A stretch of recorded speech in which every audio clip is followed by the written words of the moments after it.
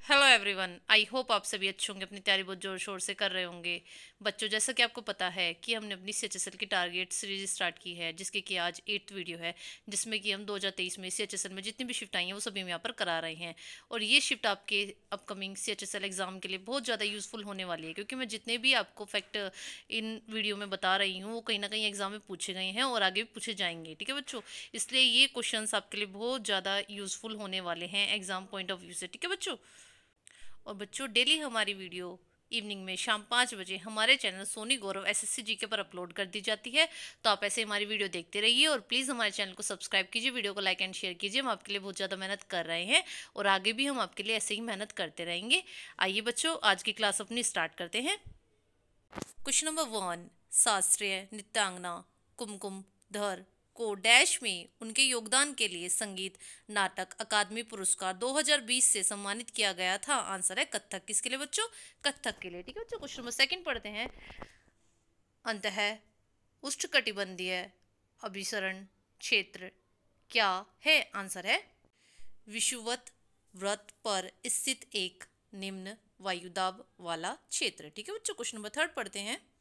किस पंचवर्षीय योजना के बाद से राजकोषीय और आर्थिक सुधारों के साथ साथ उदारीकरण को अपनाया गया था? आंसर है 8वीं। ठीक है बच्चों, 8वीं पंचवर्षीय योजना के बाद से राजकोषीय और आर्थिक सुधारों के साथ साथ उदारीकरण को अपनाया गया था। देखो बच्चों, इनके बारे में भी एक दो फैक्ट है इस क्वेश्चन के बारे में, जरा वो ध्यान में रखना बच्चों।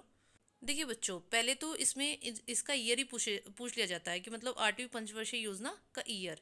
तो 1992 से 1997 तक, 1992 से 1997 तक। और इस टाइम PM कौन थे, मतलब प्रधानमंत्री कौन थे? नरसिम्हा राव जी थे। और अगर मैं आपसे फाइनेंस मिनिस्टर पूछ लूँ तो जरा वो भी ध्यान रखना, मनमोहन सिंह थे। ठीक है बच्चों, ये भी ध्यान रखना। क्वेश्चन नंबर फोर्थ पढ़ते हैं। केंद्रीय विश्वविद्यालय संशोधन विधेयक 2022 ने डैश को गति शक्ति विश्वविद्यालय के रूप में परिवर्तित करने का प्रस्ताव दिया। आंसर है राष्ट्रीय खेल एवं परिवहन संस्थान। ठीक है बच्चों, और बच्चों अगर मैं आपसे ये पूछ लूँ कि ये जो विश्वविद्यालय है, मतलब यूनिवर्सिटी है, ये कहाँ पर है, तो जरा वो भी ध्यान रखना है। ये बड़ोदरा गुजरात में है। ठीक है बच्चों, इसमें क्या था ना, जो केंद्रीय विश्वविद्यालय संशोधन हुआ था विधेयक 2022 में, इसके मतलब इसके अनुसार क्या हुआ था, जो राष्ट्रीय खेल एवं परिवहन संस्थान था ना, उसको मतलब परिवर्तित कर दिया गया था। किसके रूप में? गति शक्ति विश्वविद्यालय के रूप में। ठीक है बच्चों, ध्यान रखना। क्वेश्चन नंबर फिफ्थ पढ़ते हैं। कौन सी सीधी श्रृंखला एल्कीन है जिसमें 12 कार्बन परमाणु होते हैं, जिनका उपयोग मिट्टी के तेल और कुछ जेट इंजन अनुसंधान और रबर और कागज प्रसंस्करण उद्योग में एक प्रमुख घटक के रूप में किया जाता है? आंसर है डोडेकेन। ठीक है बच्चों, क्वेश्चन नंबर 6 पढ़ते हैं। कौन सा देश सार्क दक्षिणी एशियाई क्षेत्रीय सहयोग संगठन का हिस्सा नहीं है? आंसर है म्यांमार। कौन सा नहीं है बच्चों? म्यांमार। देखिए बच्चों, इससे इंपॉर्टेंट जितने भी फैक्ट बन सकते हैं वो मैं आपको बताने वाली हूँ, जरा ध्यान से सुनना। ठीक है, एग्जाम में पूछे जाते हैं इससे क्वेश्चन। ठीक है, देखिए बच्चों, पहले तो यही पूछा जाता है कि सार्क की फुल फॉर्म क्या होती है, तो जरा वो ध्यान में रखना, south Asia association for regional cooperation. ठीक है बच्चों, और इसकी स्थापना कब हुई थी? 8 दिसंबर 1985 में। कब हुई थी? 8 दिसंबर 1985 में। और कहाँ पर हुई थी? ढाका बांग्लादेश में। ढाका बांग्लादेश में। ठीक है, और इसका हेडक्वार्टर कहाँ पर है? काठमांडू नेपाल में। कहाँ पर है हेडक्वार्टर? काठमांडू नेपाल में। ठीक है, और इसमें बच्चों 8 देश आते हैं। कौन कौन से? अफगानिस्तान, बांग्लादेश, भूटान, इंडिया, मालदीव, नेपाल, पाकिस्तान, श्रीलंका। कौन कौन कौन से बच्चों? अफगानिस्तान, बांग्लादेश, भूटान, इंडिया, मालदीव, नेपाल, पाकिस्तान और श्रीलंका। ठीक है बच्चों, ये ध्यान में रखना, जितने मैंने फैक्ट बताए हैं वो एग्जाम में पूछे जाते हैं। ठीक है बच्चों, इससे भी एग्जाम में क्वेश्चन बने हैं, इसलिए मैं आपको थोड़ा डिटेल में बता दिया। ठीक है बच्चों, क्वेश्चन नंबर 7 पढ़ते हैं। 1860 में किसने CO2 मतलब कार्बन डाइऑक्साइड में दाब ताप और आयतन के संबंधों को व्यक्त करने वाले गैसीय नियम की गहन जांच की? आंसर है बच्चों, मतलब इसमें साइंटिस्ट का नाम पूछा है। ठीक है बच्चों, आंसर है थॉमस एंड्रयूज। ठीक है बच्चों, क्वेश्चन नंबर 8 पढ़ते हैं। मीर कासिम का संबंध किस युद्ध से है? आंसर है बक्सर का युद्ध। किससे है बच्चों मीर कासिम का संबंध? बक्सर का युद्ध से। ठीक है बच्चों, और इसके बारे में जो भी फैक्ट बन सकते हैं एग्जाम पॉइंट ऑफ व्यू से वो मैं सभी आपको बताने वाली हूँ, जरा वो भी आप ध्यान से सुनना। ठीक है बच्चों, देखिए बच्चों, ये तो आपको पता होगा कि जो ये बक्सर है ये बिहार में है। ठीक है बच्चों, देखो ये किस किस के बीच में हुआ था, ध्यान से सुनना। मीर कासिम जो था वो बंगाल का नवाब था। ठीक है बच्चों, एक तो वो, और मुगल से मतलब मुगल बादशाह शाह आलम सेकंड, ठीक है, मुगल का बादशाह शाह आलम सेकंड, और अवध के जो नवाब थे सुजाउद्दौला, ये तीनों एक साइड थे, ठीक है। मीर कासिम जो कि बंगाल का नवाब था, और मुगल बादशाह शाह आलम सेकंड और अवध का नवाब सुजाउद्दौला, ये तीनों एक साइड से। और किसके अगेंस्ट लड़ रहे थे ये? ब्रिटिश के अगेंस्ट, ठीक है बच्चों। उनका कमांडर कौन था? हेक्टर मुनरो, ठीक है बच्चों। इनके बीच में मतलब वॉर हुआ था। तो और ये कब हुआ था ये भी पूछा जाता है, ठीक है बच्चों। तो ये 22 से 23 अक्टूबर में हुआ था, 22 से 23 अक्टूबर 1764 में, ठीक है। 1764 में, 1764 में, 1764 में, ठीक है। मोस्ट इंपॉर्टेंट है ये, इसलिए मैं बार बार रिपीट कर रही हूँ आपके सामने, ठीक है। एग्जाम में पूछे गए हैं, इससे क्वेश्चन बहुत बार बने हैं। और इस वॉर के बाद क्या हुआ ना बच्चों, ये जीत तो लिया था ब्रिटिश ने, ठीक है। इस वॉर के बाद हुआ ये कि मतलब पूरी इंडिया पर मतलब पूरे तरीके से ब्रिटिश का राज हो गया, ठीक है बच्चों। ये ध्यान में रखना, किस किस के बीच में हुआ, कब हुआ, ठीक है बच्चों। और क्या युद्ध का नाम है? बक्सर का युद्ध, ठीक है बच्चों, 1764 में, ठीक है बच्चों। एग्जाम पॉइंट ऑफ व्यू से मोस्ट इंपोर्टेंट है, ठीक है। क्वेश्चन नंबर 9 पढ़ते हैं। कौन सी फसल खरीफ की ऋतु में उगाई जा सकती है? आंसर है कपास। कौन सी बच्चों? कपास। और ये कपास मतलब कॉटन, इसकी खेती सबसे ज़्यादा कहाँ होती है भारत में? गुजरात में, ठीक है। और इसके लिए कौन सी मिट्टी उपयुक्त होती है? काली मिट्टी, ठीक है बच्चों। कौन सी मिट्टी? काली मिट्टी, ठीक है बच्चों। ये भी ध्यान रखना, एग्जाम में पूछा गया है अभी क्वेश्चन। और ये जो खरीफ फसल होती है ये अप्रैल में बोई जाती है, ठीक है, मार्च अप्रैल में बोई जाती है, और ये जून जुलाई में हार्वेस्ट कर ली जाती है, मतलब काट ली जाती है, ठीक है बच्चों। ये भी ध्यान रखना। क्वेश्चन नंबर 10 पढ़ते हैं। किस ग्रैंड मास्टर ने FIDE world rapid and blitz championship 2022 में कांस्य पदक जीता, मतलब ब्रॉन्ज मेडल, ठीक है बच्चों। आंसर है सविता श्री। किसने जीता बच्चों? सविता श्री ने, ठीक है बच्चों। और ये जो ग्रैंड मास्टर है, इसके बारे में भी एक क्वेश्चन पूछा जाता है बच्चों, जरा वो भी ध्यान रखना कि मतलब ये ग्रैंड मास्टर का जो संबंध है ना, ये किससे है? तो बच्चों ये चेस से संबंधित है, ठीक है बच्चों। ये भी ध्यान रखना, ठीक है, एग्जाम में ऐसे भी क्वेश्चन बना है, ठीक है बच्चों। क्वेश्चन में 11th पढ़ते हैं।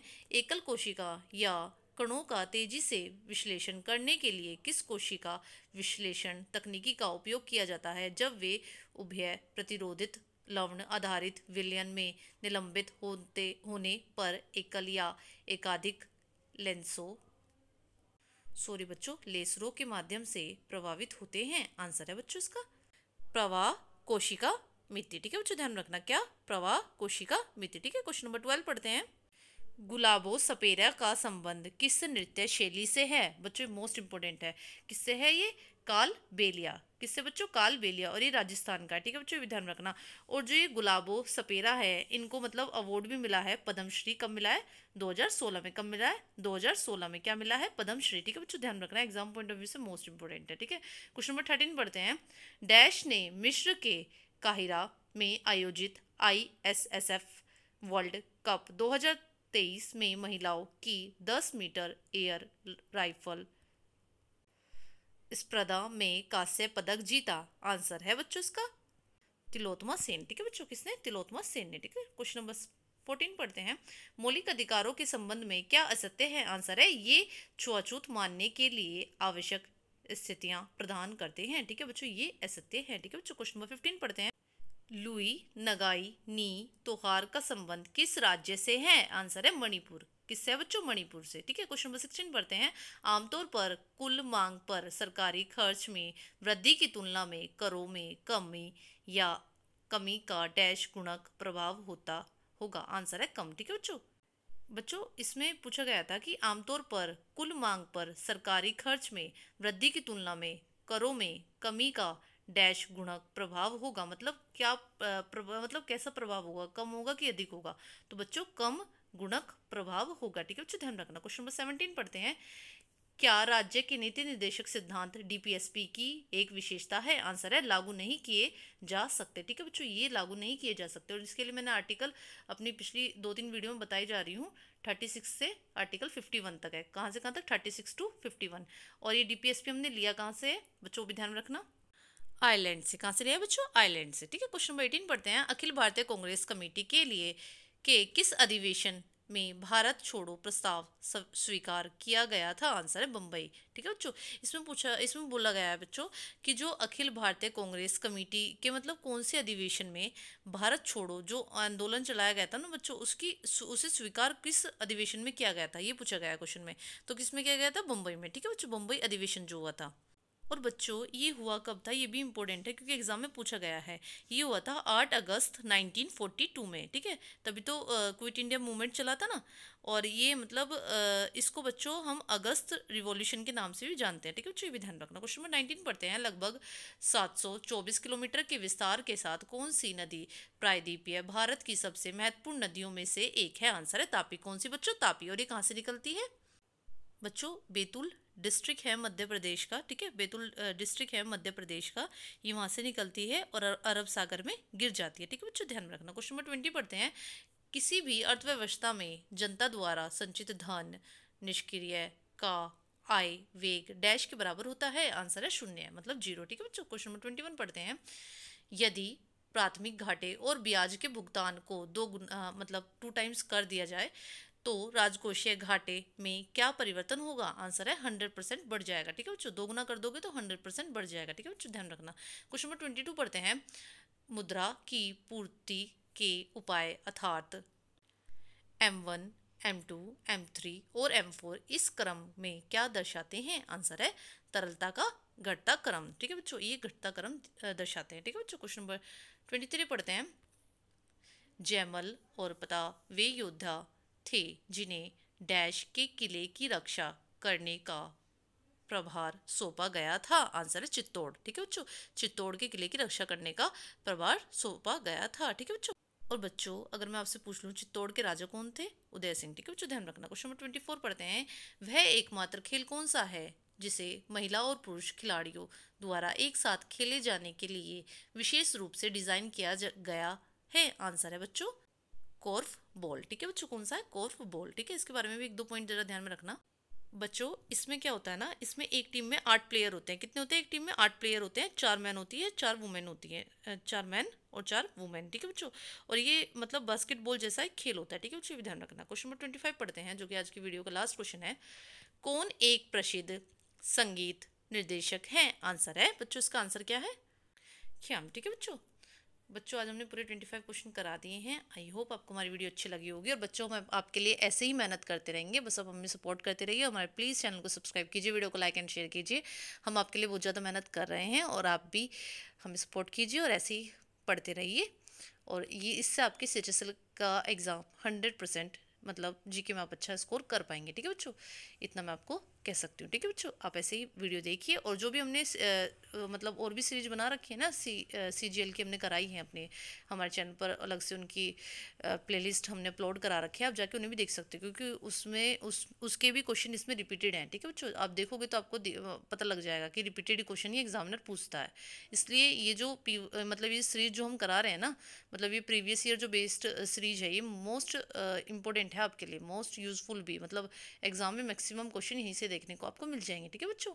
ऐसे पढ़ते रहे और प्लीज़ हमारे चैनल को सब्सक्राइब कीजिए, वीडियो को लाइक एंड शेयर कीजिए। ओके बच्चों, bye, take care, thank you, have a nice day.